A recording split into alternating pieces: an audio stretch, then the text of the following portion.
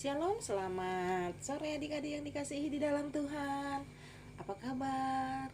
Pasti adik-adik semua penuh sukacita, diberkati oleh Tuhan. Amin. Sebelum kita mendengarkan kebenaran firman Tuhan, mari adik-adik semua tundukkan kepala, tutup mata,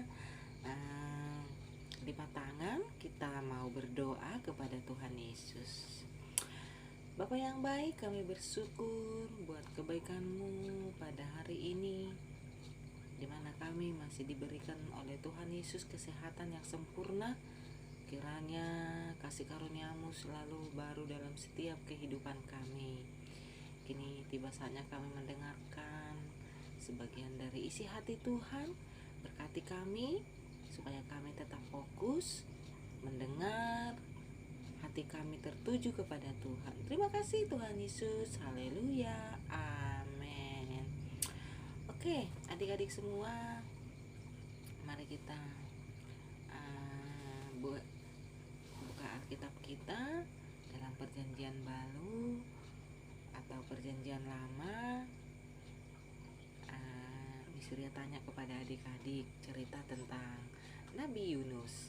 Nabi Yunus itu di Perjanjian Lama atau Perjanjian Baru? Pastinya di Perjanjian Lama, adik-adik ya. Kita ambil tema kita hari ini, seorang nabi yang tidak taat. Adik-adik di sini ada nggak yang tidak taat di rumah? Misalnya disuruh mama tapi tidak taat gitu ya. Disuruh belajar tapi tidak taat. Sama seperti Nabi Yunus yang Tuhan Yesus suruh dia pergi ke Niniwe, kota Niniwe, tapi dia pergi ke Tarsis. Apa yang terjadi? Seseorang yang tidak taat itu pasti akan ada terjadi sesuatu konsekuensi kepada dirinya sendiri.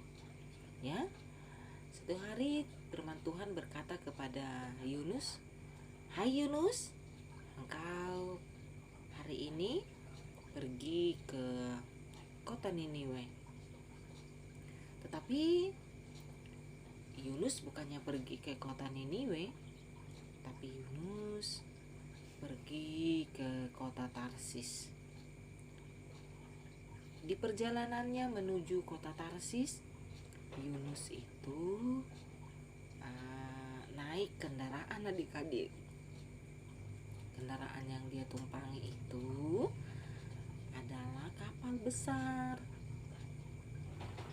Kapal besar yang adik-adik tahu kalau kapal besar itu lewat di mana?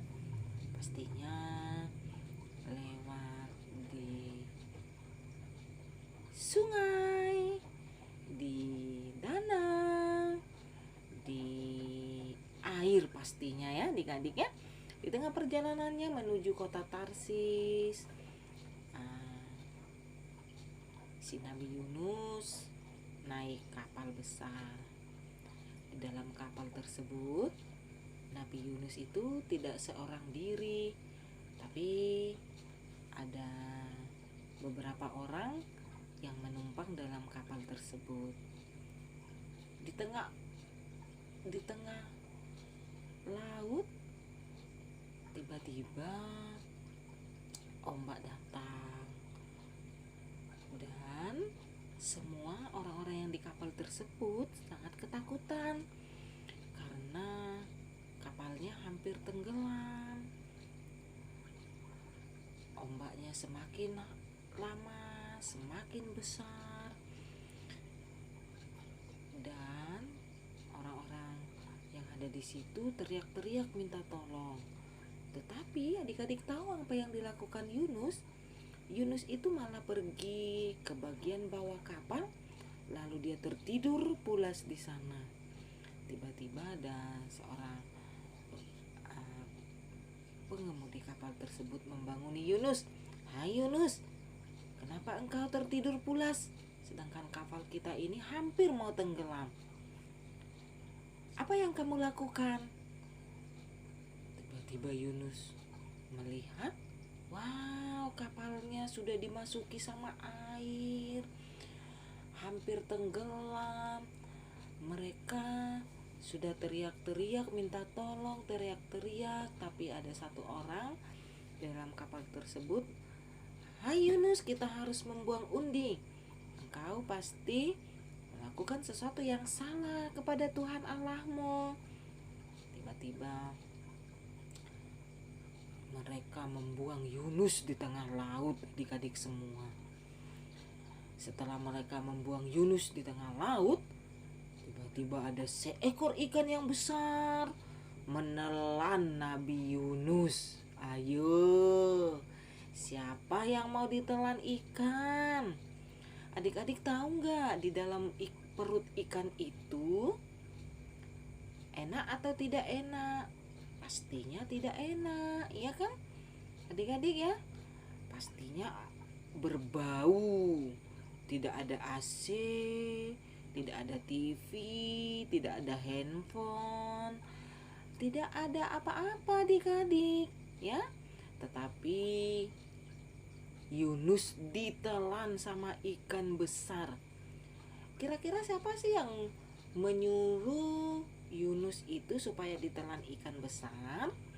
Yang menyuruhnya adalah Tuhan Yesus. Selama berapa hari dia ditelan ikan? Selama 3 hari 3 malam. Coba adik-adik bayangkan, selama 3 hari 3 malam itu tidak sebentar loh, tapi itu lama ya.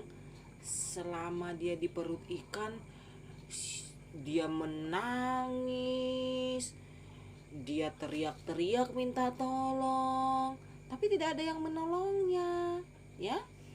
Tetapi dia terus menangis, menangis dan menangis, dan akhirnya dia menangis kepada Tuhan Yesus. Dia minta ampun, dia minta maaf kepada Tuhan Yesus.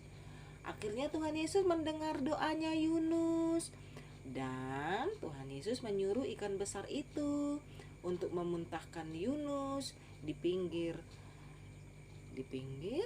laut. Akhirnya setelah dia dimuntahkan, dia bertobat, minta ampun kepada Tuhan, dan akhirnya Tuhan Yesus pakai Yunus untuk memberitakan Injil kebenaran firman Tuhan. Puji Tuhan, kiranya dari sharing cerita Alkitab kita hari ini, adik-adik semua harus taat ya kepada orang tua, tidak boleh melawan ya. Karena kalau kita melawan pasti ada konsekuensi yang harus kita ambil, yang harus kita terima. Puji Tuhan, cukup sekian firman Tuhan hari ini. Kiranya adik-adik semua ditolong oleh Tuhan. Shalom.